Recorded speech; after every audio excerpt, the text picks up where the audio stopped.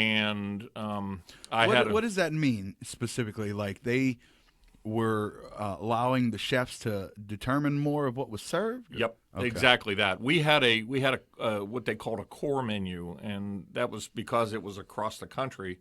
There was like 25 items that we had to have on the menu, just so that there was continuity from one restaurant to the other. These like entrees, like It could be anything. It could be like their signature soup. okay. That way, if you're in Oregon and you love this soup, you go to D.C., you can get that same soup. Okay. But we also had the chefs had so much creative freedom. But once they started getting bigger and bigger, that circle closed more and more. Now, with working there and the creative freedom that you guys had, how did that affect your ability to grow? Did you think it benefited to you? It did, because I had a great mentor, pardon me, a guy named Tom Kranz, who allowed me to take my culinary flights of fancy, but he also knew when to go, no, it's too expensive. We can't do that. Rework the dish to where it helped me rein in and really dial down and circle down into what is a good and profitable dish while still being creative.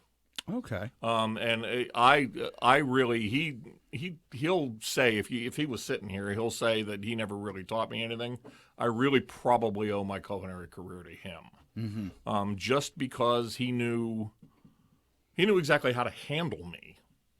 I never felt stifled. He always listened to my opinion. I'm one of those kind of people that I don't care if you change what you're doing. I need to voice my opinion about it. And in the military and in the culinary world, it kind of makes you a pain in the ass. Yeah. But it's, come the end of the day, if he said we're doing it this way, then, he's going back to the military reference, he's the commander.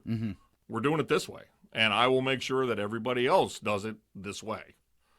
So that was really kind of cool. And then from there, San Diego, I got into hotels, and I worked hotels for years. And you were out in San Diego for a long time. The first time for about a year. Then it was Nashville. Over about a 5 or 6 year period, it was Nashville, Hilton Head, Nashville. About 2 years each place, and then back to San Diego for, 12, 13 years. And where did you start comedy? Well, another interesting story.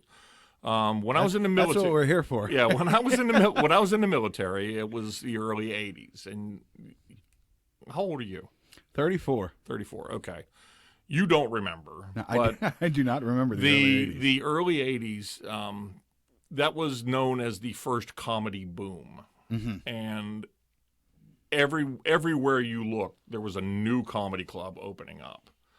And if you talk to the greats in the game, like when they're talking about, if you watch that special about the Comedy Store or any of that, at the time there weren't enough comedians to fill all the clubs. There were clubs opening so fast, it expanded too fast.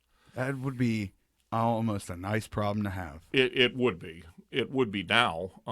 But then you saw a lot of really terrible comedy. How is that different from today? Well, I guess it all comes back around. We're full circle. Have you been to Pittsburgh? But I started doing, I did an open mic at a place called, it was a Punchline, not like the series of clubs not that the are corporate open chain? now. Not the corporate chain. And I won the open mic like 3 times in a row. Oh, nice. And yeah, and the owner said, why don't you come back and you host the open mic in next month?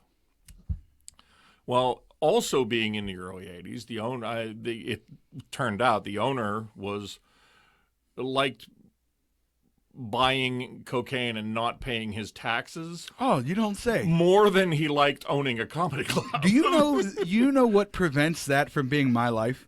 What's is that? a lack of money. Or else I would just be buying cocaine and not paying taxes everywhere I fucking went. I'm not an addict. I'm underfunded. Yeah. I don't have a cocaine problem simply because I'm extremely poor. But I pulled up at the comedy club on my big night, and there was police tape across the door.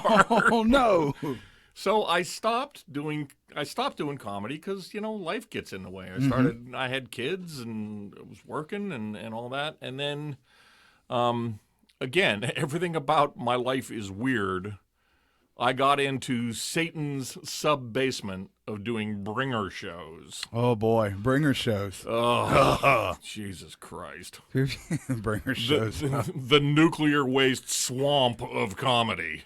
Bringer shows are the quicksand traps for every new comedian there is. We've all dealt with it. It's such bullshit. Oh, my God. It was awful. And you really find out who your true friends are if they show up at a bringer show twice. Yeah. One time you can sucker them into it. Yeah. The second time it's like you start looking at them and going, I'm starting to question this friendship. I'm not certain. There's something wrong with you. People are like, you could do. You bring 87 people, we'll give you 15 minutes. Oh, what? They were terrible. Now the good part about that is that I treated them like actual shows. Mm-hmm. I tried to do new material. I wrote, and it's like with open mics. A lot of people use open mics so they can get comfortable being on stage. And bringer shows, you can tell there are certain people who are just so not comfortable. During my time in hotels, I was like a corporate trainer. Mm-hmm. So I was already comfortable speaking in front of audiences. I was already comfortable having everybody's eyes on me. So it wasn't, my problem was lack of material, not stage comfort. Okay. But once I started writing, kind of finding my voice, I outgrew bringer shows. And finally, it's funny, the comedians, the San Diego comedians who used to really bag on bringer shows would headline the bringer show that I was on because they were asked to. Yeah. But I started making contacts and getting booked on other people's shows. The guy who really gave me the confidence to do it is actually a Pittsburgh comedian, believe it or not. Oh, yeah? Zach Miller. Okay, I'm unfamiliar with Zach Miller. Zach's been out in California for a long time now, and he is a super host. He's a comedy producer, and I met him at a place called the Comedy Palace and tried playing the Pittsburgh card. But Zach was a good dude, and he told me straight up, he goes, "You're not ready to do my shows." Mm-hmm. He goes, "Get more experience and come back." You know what? I've heard that from people too before, and I appreciate when they say something in that manner. And even at the time, we don't always feel like, oh, he's doing the right thing and telling me the truth. We think, fuck this person. But in retrospect, if someone tells you you're not ready, they usually know what they're talking about. Yeah. And it's more for your benefit than not. And Zach, I started doing better, and Zach heard from other comedians that I was doing better, and he gave me a guest spot on one of his shows. Mm-hmm. And that went really well. And he's been a trusted friend and mentor ever since. Because, in this game, and you know it as well as I do, there's a lot of crabs in a bucket syndrome that you have to step on somebody to get where you were. Zach wasn't that way. Zach was giving me honest feedback and basically throwing the gauntlet down. He's like, "You want to be on my show? Get better at this." And once I kind of once the sting went away of him, not wanting me on his show. Because it does sting. Yeah, we're artists. It does. We're delicate. It does. Oh yeah, we are delicate. Like me and you. Okay, we look like two fucking manly ass men. Right. But when it comes to comedy, I know me personally, I'm delicate as shit. Oh. Especially like earlier on. So like, yeah, that shit stings so bad.